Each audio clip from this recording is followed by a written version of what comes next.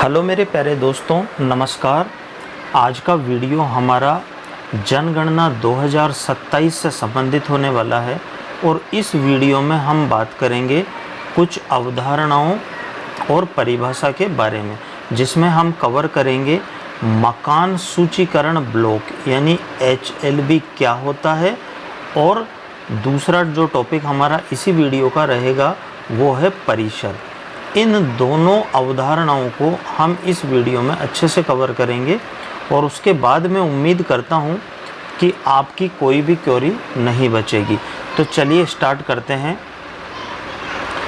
मकान सूचीकरण ब्लॉक ये क्या होता है? इसको शॉर्ट में बोलते हैं HLB यानी हाउस लिस्टिंग ब्लॉक, HLB। तो ये एक पर्टिकुलर एरिया होता है जिसको यहाँ पर डिस्क्राइब भी किया गया है।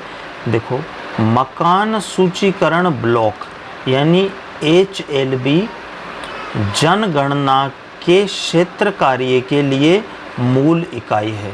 यानी जो प्रगणक को मिलेगा, जो हमारा प्रगणक है, उसको HLB आवंटित होगा। और HLB क्या है? यह प्रशासनिक इकाई नहीं है। क्यों नहीं है? प्रशासनिक इकाई कहाँ तक है? प्रशासनिक इकाई हमारी गांव या वार्ड तक है। तो चलिए हम इसको देख लेते हैं। देखो,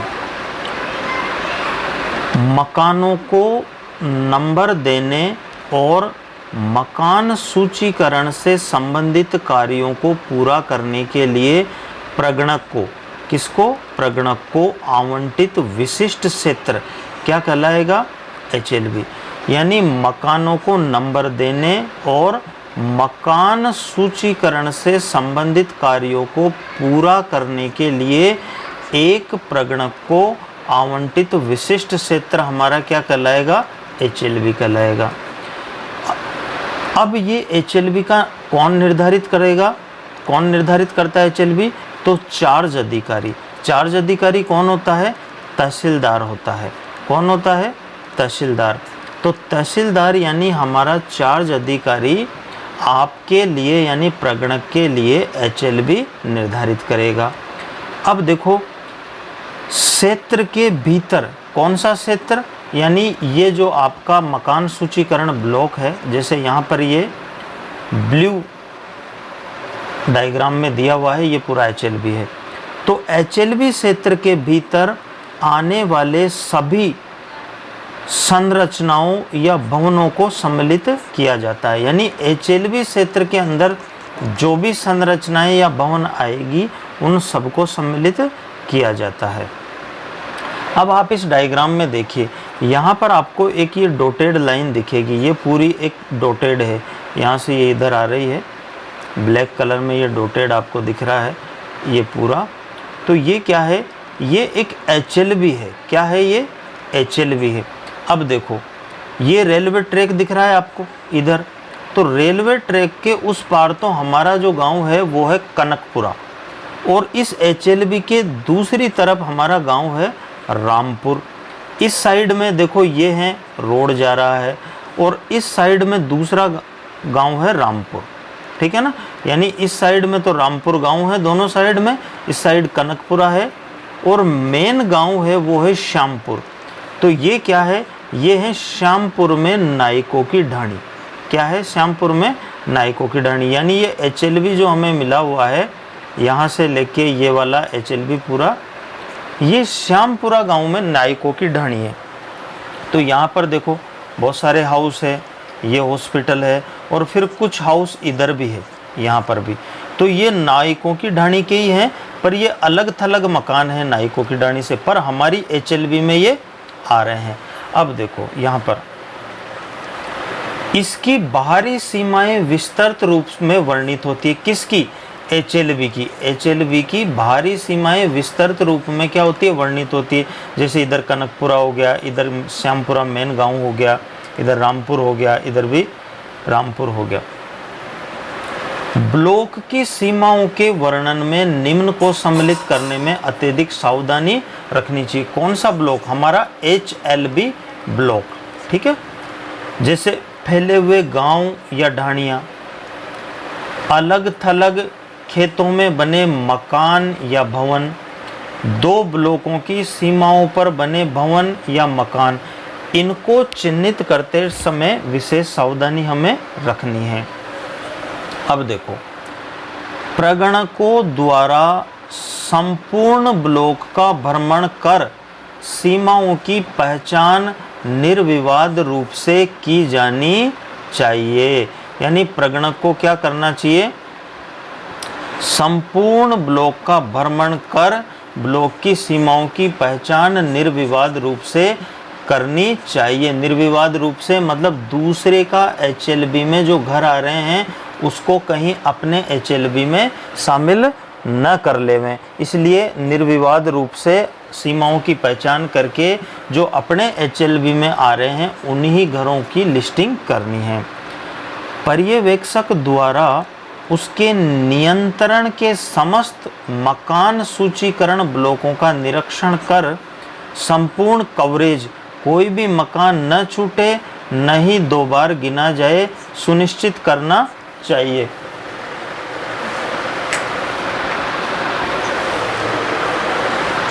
याद रखें, ब्लॉक निर्माण राजस्व ग्राम की सीमा के बाहर न जाए। यानी जो आपकी HLB की बाउंड्री है, जो सीमा है, वो किसी भी कंडीशन में राजस्व ग्राम जो आपको मिला है उसकी सीमा के बाहर नहीं जानी चाहिए। राजस्व ग्राम की सीमा के अंदर मुख्य बस्ती से दूर बने मकानों की गणना भी संबंधित राजस्व ग्रामों में ही होनी चाहिए, भले ही उनके पास अन्य गांवों की बड़ी जनसंख्या रहती हो।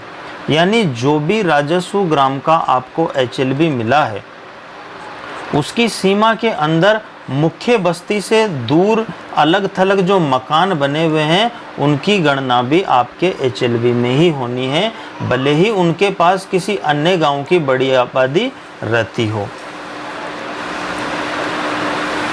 ये बहुत इंपॉर्टेंट है, ध्यान दीजिए क्या कह रहा है। कई बार खेतों में रह रहे लोगों का एक अन्य मकान गांव के मुख्य भाग में भी होता है। यानी कुछ व्यक्ति है जो खेत में रह रहे हैं लेकिन उनका जो अन्य मकान है वो गांव की मुख्य बस्ती में भी होता है। इन व्यक्तियों की गणना एक ही मकान पर हो, यानी इन व्यक्तियों की गणना एक ही मकान पर करनी है, चाहे तो खेत में बने मकान पर करनी है, चाहे गांव के मुख्य भाग में जहां पर इनका मकान है वहां करनी है। हाँ, मकान सूचीकरण में दोनों ही मकानों को सम्मिलित किया जाना चाहिए और मकान नंबर भी देना चाहिए। यानी इनके जो मकान है, यानी खेत वाला मकान भी काउंट होगा और गांव की मुख्य बस्ती वाला मकान भी काउंट होगा, लेकिन गणना दोनों मकानों में से एक जगह पर ही होगी। तो ये तो हो गया हमारा HLB कंप्लीट। इसमें उम्मीद करता हूँ कि अब आपका HLB क्लियर हो गया होगा। खेत वाला मकान भी समझ में आ गया और गांव वाला भी समझ में आ गया। दोनों को काउंट करना है, लेकिन जब जनगणना करनी होगी तो दोनों गांवों में, दोनों मकानों में से एक ही जगह पर उनकी काउंटिंग करनी है। अब देखिए परिसर, ये भी बहुत कंफ्यूजिंग है। भवन और परिसर, भवन को हम बाद में देखेंगे, अभी परिसर देखते हैं। देखिए, परिसर से क्या मतलब है? तो परिसर से आशय कोई भूमि सहित भवन, इस चीज को समझो आप। परिसर का मतलब क्या है? भूमि सहित भवन है, यानी भवन भी होना चाहिए और भवन के आसपास कुछ भूमि भी होनी चाहिए, उसको हम परिसर कहेंगे।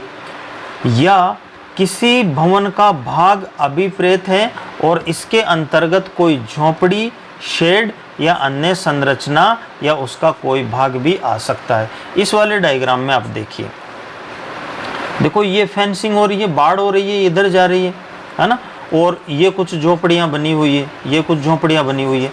लेकिन इन झोपड़ियों के पास में ये देखो एक खाली भूमि भी है, ये इधर खाली भूमि भी पड़ी है। ये तो क्या हम इसको परिसर कहेंगे? बिल्कुल कहेंगे, क्योंकि यहाँ पर साफ है कि परिसर से क्या से हैं, कोई भूमि सहित भवन या किसी भवन का भाग या इसके अंतर्गत कोई झोपड़ी, शेड या अन्य संरचना या उसका कोई भाग। अब देखिए, अपार्टमेंट, फ्लैट, बहुमंजिला भवनों के मामले में भवनों सहित इनसे जुड़ा साझा स्थान, इनसे जुड़ा साझा स्थान। देखिए ये अपार्टमेंट है, ये अपार्टमेंट है, लेकिन आप देखिए कि ये जो एरिया है ये खाली भूमि है। कौन सी है? खाली भूमि है। तो और बाउंड्री भी हो रही है, ये देखो ये बाउंड्री भी हो रही है, इधर भी बाउंड्री है। तो क्या ये परिसर है? बिल्कुल है, क्योंकि भूमि सहित भवन, भूमि सहित भवन को ही तो परिसर कहेंगे। परिसर के चारों ओर दीवार या बाड़, बाड़ को इंग्लिश में फेंसिंग बोलते हैं, हो भी सकती है और नहीं भी हो सकती। आगे डायग्राम में देखते हैं। देखिए भूमि सहित भवन, यहाँ पर ये देखिए ये क्या है? भवन है, भवन है, साफ दिख रहा है। अब इस भवन के पास में ये खाली भूमि भी है, तो ऐसा भवन जिसके पास में खाली जमीन है उसी को तो हम कहेंगे परिसर। और देखो यहाँ बाउंड्री से भी साफ दिख रहा है कि बाउंड्री भी कंप्लीट हो रही है, बाउंड्री के अंदर भूमि है और भूमि पर एक भवन बना हुआ है, ये हमारा परिसर की कैटेगरी में आता है। इस वाले में देखिए परिसर के चारों ओर दीवार या फेंसिंग नहीं है, लेकिन यहाँ पर कुछ इस तरह का ये बना हुआ है। इससे हमें पता चल रहा है कि ये जो झोंपड़ी है इसको भी अपन भवन कहेंगे। अभी पिछले वाली स्लाइड में देखा था झोंपड़ी भी हो सकती है। और इसके पास ये खाली भूमि है, तो खाली भूमि भी भवन हो जाएगा ये, तो ये भी क्या हो जाएगा? हमारा परिसर हो जाएगा। अब नेक्स्ट वीडियो में हम पढ़ेंगे भवन। तो उम्मीद करता हूँ कि ये वाला आपको परिसर और HLB वाला कंसेप्ट समझ में आया होगा। यदि फिर भी आपके कोई डाउट है तो आप कमेंट बॉक्स में कमेंट करें, मैं रिप्लाई करने की ज़रूर कोशिश करूँगा। धन्यवाद दोस्तों।